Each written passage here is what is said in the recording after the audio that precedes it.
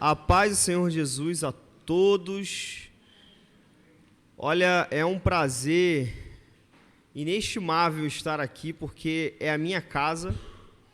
As pessoas falam assim: Cavalho, vocês querem voltar dos Estados Unidos? Acreditem, nós queremos.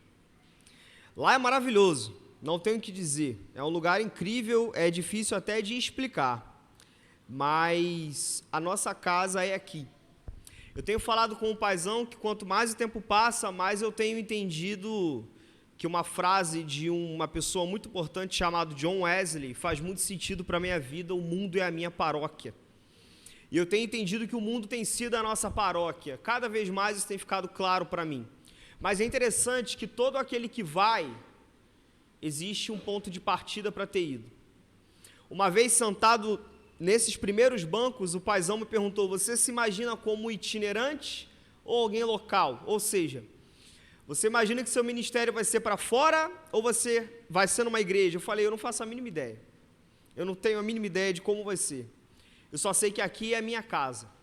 Então, independentemente do quão longe nós estejamos, e nós sou eu, Thalita e também vocês, saibam que essa aqui é uma casa para pertencer, uma família para fazermos parte. E eu queria que os irmãos abrissem a Bíblia no livro de Jó, capítulo 1. Nós vamos ler apenas 2 versículos.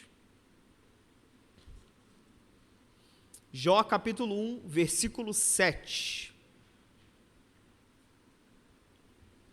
Se puderem colocar na tela aí, isso. Jó, capítulo 1, versículo 7, que diz assim. Vamos ler apenas o versículo 7 e o versículo 8, por favor. O Senhor disse a Satanás: de onde você veio? Satanás respondeu ao Senhor: de perambular pela terra e andar por ela. Disse então o Senhor a Satanás: reparou em meu servo Jó? Não há ninguém na terra como ele, irrepreensível, íntegro, homem que teme a Deus e evita o mal. Papai do céu, muito obrigado por essa noite, muito obrigado por esse momento. E o que eu tenho para te pedir, Pai, é que o teu fogo queime no coração da tua igreja com essa palavra, como queimou e continua queimando no meu coração. Pai, em nome de Jesus, que a tua presença seja notória neste lugar, que eles possam entender o que o Senhor tem a dizer com eles e especialmente sobre eles. Em nome de Jesus, amém e amém. Meus irmãos, o título da nossa mensagem é A Opinião que Importa. Opinião que importa.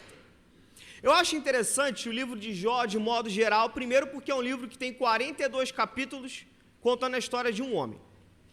Alguns estudiosos, eles costumam dizer que Jó provavelmente foi o primeiro livro a ser escrito na Bíblia. Não se sabe ao certo, mas talvez tenha sido. Obrigado, meu irmão. Se Jó foi o primeiro livro a ser escrito na Bíblia, logo ele foi escrito antes de Gênesis. Então, se ele foi escrito antes de Gênesis, meus irmãos, talvez Jó tenha vivido há mais de 3.000 anos atrás. E é interessante que esse Jó, na história de Deus ou da manifestação de Deus na terra, ele não é nem pai, nem filho de ninguém. Ele não é filho de Abraão, ele não era profeta, ele não era rei. Se a gente colocar nos nossos dias, Jó era uma pessoa comum. Uma pessoa comum, que sua história tem 42 capítulos na Bíblia. Isso para mim já é impressionante. Como que pode um homem comum ter tido tanta importância sem ter sido, teoricamente, nada à luz de títulos? Porque a gente valoriza tantos títulos. Fulano é isso, Beltrano foi aquilo, Jó foi o quê? Um servo de Deus. Esse era o título dele. E é sobre a vida desse homem que a gente vai falar nessa noite. É uma história que diverge opiniões. Eu conheço pessoas que acham, paizão, que o que Deus fez com Jó é um absurdo. Como pode o homem que temia ele, o homem que acreditava em Deus, de repente passou por tudo que ele passou, nitidamente porque Deus permitiu. Já algumas outras pessoas, elas preferem focar no final do livro, que é naquilo que Deus fez ainda mais sobre aquele homem. É interessante que as tempestades de fato vêm, isso foi dito algumas vezes aqui nessa noite, elas vêm, mas o sol que brilha depois da tempestade, ele é muito mais forte do que o sol que brilhava antes dela. Parece que as nuvens se abrem e ele resolve aparecer. E esse sol é exatamente aquilo que Deus faz na minha e na sua vida, após cada tempestade que nós passamos. E Jó passou por muitas. Mas nesse momento, eu gostaria que a gente voltasse para o texto, para o versículo 8 especificamente. E eu gostaria que a gente focasse no diálogo de Deus com Satanás. Eu gostaria que a gente prestasse bem atenção no que Deus fala para Satanás. Porque Deus disse assim: reparou em meu servo Jó? Não há ninguém na terra como ele, irrepreensível, íntegro, homem que teme a Deus e evita o mal. Meus irmãos, existem dois tipos de pessoa quanto a opiniões alheias. Dois tipos, e provavelmente você vai se encaixar em um desses. Talvez você diga que não, eu não sou nenhum, eu não sou nem outro. Tudo bem, mas a maioria são esses dois tipos de pessoas. Lá em casa, a Thalita é um tipo, eu sou outro. A Thalita é a pessoa que foca bastante na opinião das pessoas. A Thalita está o tempo todo pensando no que as pessoas vão dizer, vão olhar. Isso tem um lado positivo, mas também tem um negativo. Eu já sou o extremo oposto. Eu nunca dei muita opinião, muita ideia para as pessoas. Resumindo, eu sempre fui teimoso. E isso é péssimo. Vale ressaltar. Existem aqueles que vivem em prol da opinião das pessoas. E existem aqueles que ignoram o que as pessoas dizem. E a grande verdade é que dentro disso tudo a gente precisa de um equilíbrio. A gente não precisa viver em prol da opinião das pessoas, mas também a gente não tem que ser teimoso e não ouvir o conselho daqueles que têm a nos aconselhar e a nos ensinar. Mas qual seria, então, o equilíbrio? Qual seria o equilíbrio disso tudo? E aí, eu gostaria de fazer uma pergunta e chamar o Gabriel para vir aqui, que eu chamei ele para me ajudar. Eu gostaria que você se perguntasse e perguntasse para Deus, nesse momento, o que Ele falaria de você. Talvez você se importe com a opinião do mundo inteiro sobre você, ou talvez você não se importe com a opinião de ninguém sobre você. Mas nessa noite, eu quero te convidar a levantar a sua voz, a levantar o seu clamor, virar para Deus e falar: Senhor, o que tu pensas sobre mim? Eu quero que você imagine agora uma situação onde Satanás chegasse nesse momento até Deus, e Deus virasse para Satanás e dissesse: ei, você viu o meu servo? Você viu a minha serva? E eu gostaria que você imaginasse com muita sinceridade no seu coração o que Deus falaria sobre você. Qual é então a opinião daquele que te criou sobre você? Porque, por mais teimoso que você seja, ou por mais ligado nas opiniões alheias que você seja, definitivamente existe uma opinião que importa. A opinião que importa é daquele que te criou. Eu gostaria, meus irmãos, que durante 1 minuto apenas você ficasse à vontade. Se você quiser levantar, você levanta. Se você quiser andar pela igreja, você anda. Se você quiser ajoelhar, você ajoelha. Só nesse momento faça uma coisa que talvez você nunca tenha feito. E eu confesso que a primeira vez que eu fiz tem tão pouco tempo. Deus, o que o Senhor pensa sobre mim? O que o Senhor falaria sobre mim? Quais são as suas impressões sobre mim? E eu gostaria que nós orássemos nesse momento, do jeito que você achar melhor. Enquanto o Gabriel toca, que a gente possa passar 1 minuto perguntando a Deus o que Ele pensa sobre nós e crendo que Ele vai responder, independentemente de qual seja a resposta.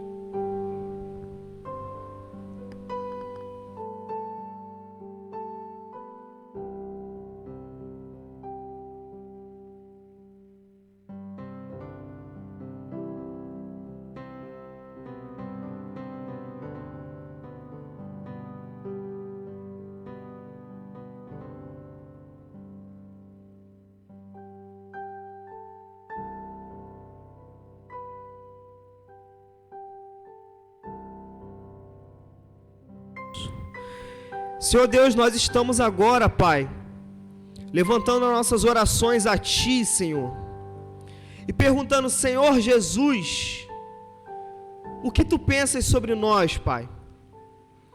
O que há em nós que precisa ser reparado? Senhor, qual a Sua opinião sobre a vida que levamos, sobre a forma que vivemos? Em nome de Jesus, não nos permita viver uma vida de falsidade ou algo estranho. Fale aos nossos corações nessa noite, Pai, pois nós precisamos saber a opinião daquele que realmente importa, a opinião daquele que nos criou, Pai. Em nome de Jesus, fale aos nossos corações, Pai. Amém e amém. Meus irmãos, é interessante que Deus ele fala de Jó, e eu gostaria que nós pegássemos a resposta de Deus sobre Jó e colocássemos como um exemplo para a nossa vida nessa noite.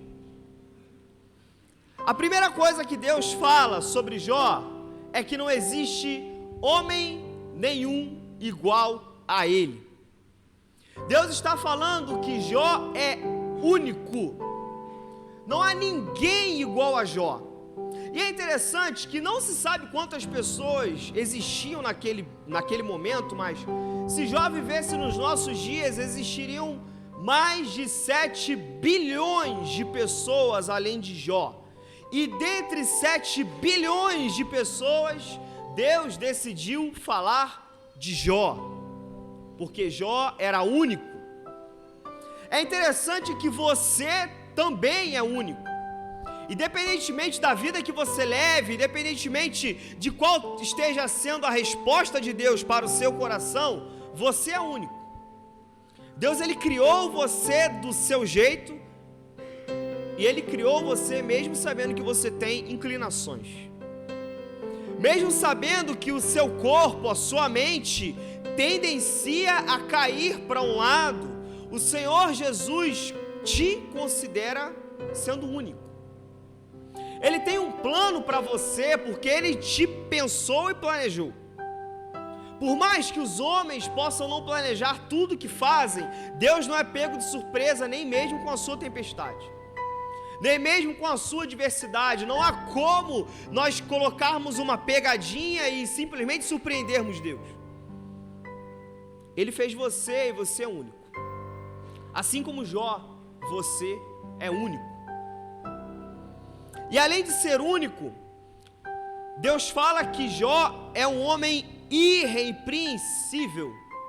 Se a gente for colocar para uma linguagem mais natural, não há o que ser corrigido em Jó. Vocês imaginam um homem que não há no que ser corrigido?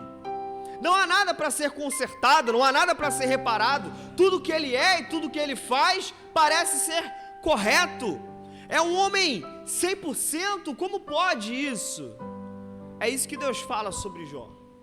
Deus fala que é um homem irrepreensível, um homem que não há o que ser reparado, não tem o que ser corrigido. E além dele falar que esse homem é irrepreensível, ele fala que esse homem é íntegro. Ele diz que esse homem é honesto. E aí eu me lembro de uma coisa que aconteceu essa semana, a gente está em prova no seminário.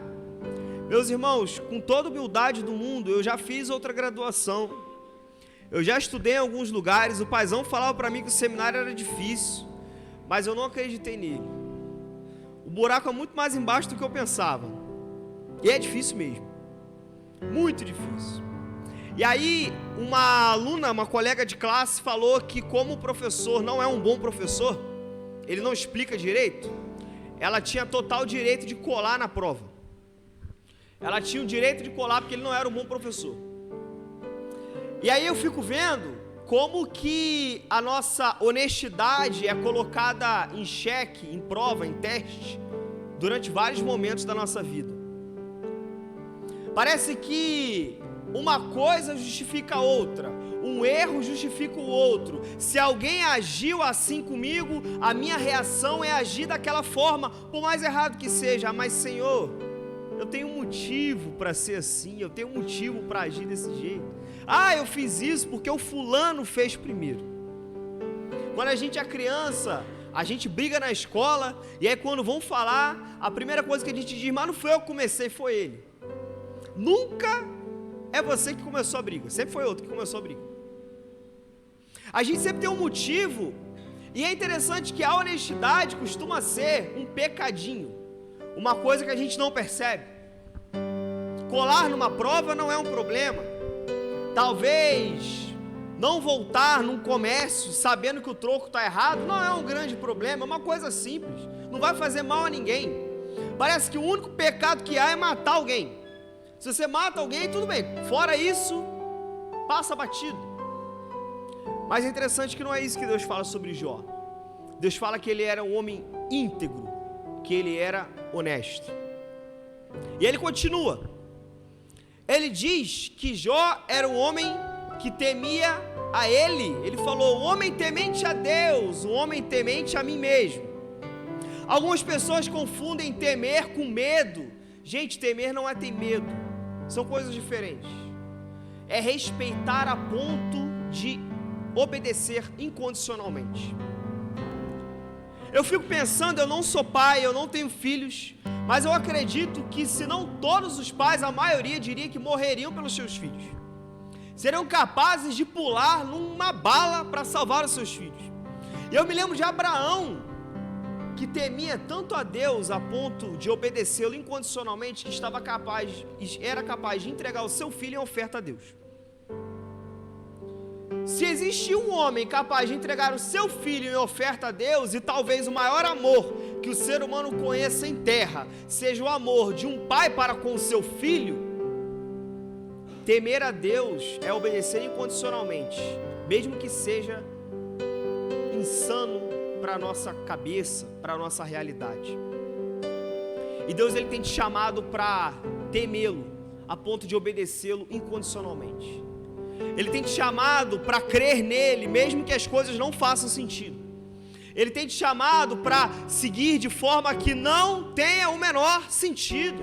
Ele tem te chamado para tomar atitudes que as pessoas podem não entender, porque nós não enxergamos com os olhos deste mundo. O que nós enxergamos é de uma forma espiritual, e é dessa forma que Deus tem te chamado para temer a Ele, a ponto de obedecê-lo de uma forma incondicional. E Deus continua dizendo, ele fala que esse Jó é um homem que evita o mal. Para mim é impossível falar dessa mensagem e não lembrar do que o Paizão pregou quarta-feira, sobre espiritualidade. Algumas pessoas perguntam frequentemente, como faz para evitar o mal? Uma vez eu perguntei para ele, como fazia? E ele disse que eu deveria me aproximar de Deus, que quanto mais eu me aproximasse de Deus, mais distante do mal eu estaria. E aí a gente lembra de quarta-feira e a gente pensa que através da oração, através da leitura da palavra, através de uma devocional, de um tempo de qualidade que você tira com Deus, é exatamente a fórmula mágica de se aproximar de Deus. E quanto mais perto de Deus você estiver, mais longe do mal você estará. É interessante que buscar a Deus é uma prevenção ao pecado. Algumas pessoas querem pedir perdão, outras preferem prevenir, buscando a Deus. Que você seja da prevenção, que você seja daquele que busca a Deus para evitar o mal. E é interessante que a outra forma de você se desviar do mal é você se desviar daquilo que te leva a pecar. Eu lembro também de um grande amigo da Juventude Batista Meritiense que, uma vez contando o seu testemunho, ele tinha um grave problema com pornografia. Ele disse que ele não podia mais assistir Netflix. E ele ficou anos sem assistir Netflix, porque aquilo ali era um problema para ele. Aquilo ali era um gatilho para levá-lo a errar. Então, automaticamente, o que ele faz? Ele tira a Netflix. Porque se os seus olhos te levam a pecar, arranque os seus olhos. O que é uma Netflix? O que seria? O que é aquele caminho que você sabe que é o que te leva a errar? Você talvez já tenha identificado qual é o caminho que o inimigo usa para te levar a pecar. Então, o que seria esse seu caminho comparado aos olhos? Se for tirar a Netflix da sua vida, seja lá qual seja a Netflix que te leve a pecar, que ela seja retirada, para que você seja como Jó, único, irrepreensível, íntegro, temente a Deus e que evita o mal. Meus irmãos, eu já estou caminhando para o fim, não quero tomar muito tempo dos irmãos,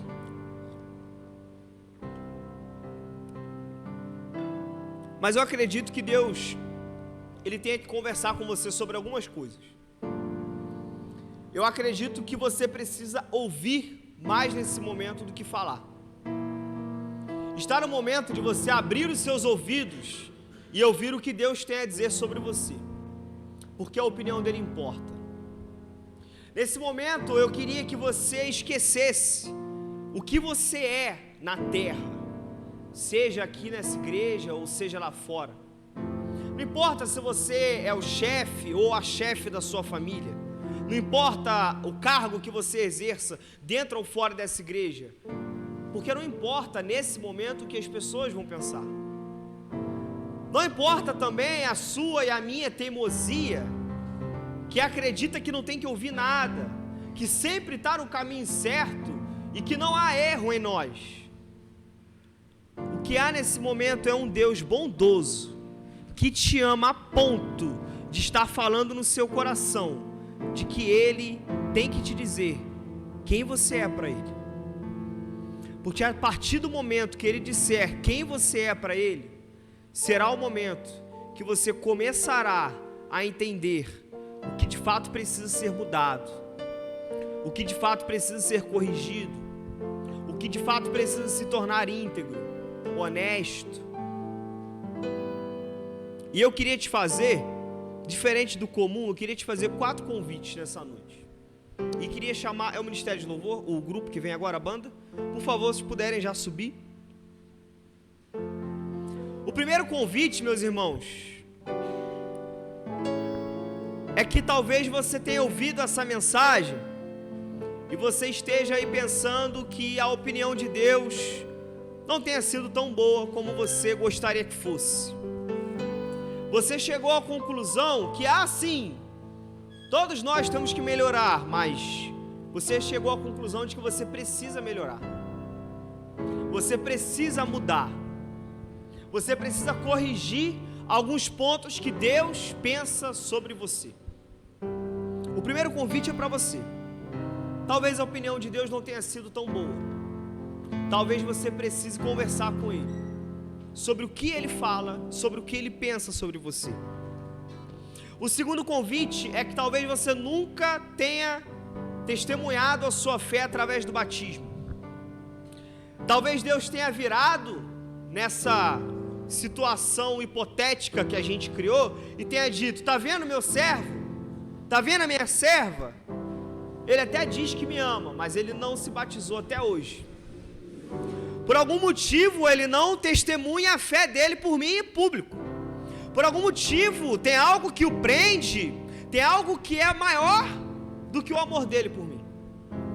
Talvez seja um pecado, talvez seja uma dificuldade, talvez seja uma inclinação, talvez seja a opinião dos outros, talvez seja N coisas. Deus está te convidando para amá-lo, a ponto de colocar tudo isso de lado e testemunhar a sua fé através do batismo. O terceiro convite é que talvez você tenha, assim como o filho pródigo, ido embora de casa. Um belo dia você arrumou a sua bolsa e foi. Só que aí quando você chegou lá, o Espírito Santo começou a te incomodar dizendo: eu não te criei para isso. Eu não te fiz para isso. A forma que você vive não é a forma que eu planejei para você. A minha opinião sobre você não é que deveria ser. Porque o que você faz, o que você pensa, o que você diz, não é aquilo que eu faço, penso e digo na minha palavra. E Ele está te convidando hoje para ouvir a opinião dEle, sabendo de que Ele é capaz de endireitar os seus caminhos. E o quarto convite, meu irmão, é que talvez você nunca tenha dito que o Senhor Jesus é o Rei da sua vida. Talvez você seja um mero simpatizante, está aqui porque acha legal, está aqui porque não vê problema nenhum, está aqui porque as pessoas são legais, mas Deus não está te chamando para um clube. Deus não está te chamando para simplesmente estar com essas pessoas. Deus está te chamando para se relacionar com Ele. Ele quer que você entregue a sua vida para Ele de uma forma poderosa e verdadeira. Ele está nessa noite dizendo: filhinho, você sabe o que eu penso sobre você, mas juntos nós somos mais fortes. Juntos nós podemos. Juntos você pode vencer essa inclinação. Juntos você vai conseguir estar assim como Jó, de ser uma pessoa única, irrepreensível, íntegra, que teme a Deus e que evita o mal. 4 convites que eu acredito que você se encaixa neles. Enquanto eles estiverem tocando, você pode ficar à vontade para levantar o seu clamor a Deus, para conversar com Ele, sabendo de que a opinião dEle importa. E o que é que há de ruim, Ele está disposto a andar com você para consertar os seus caminhos.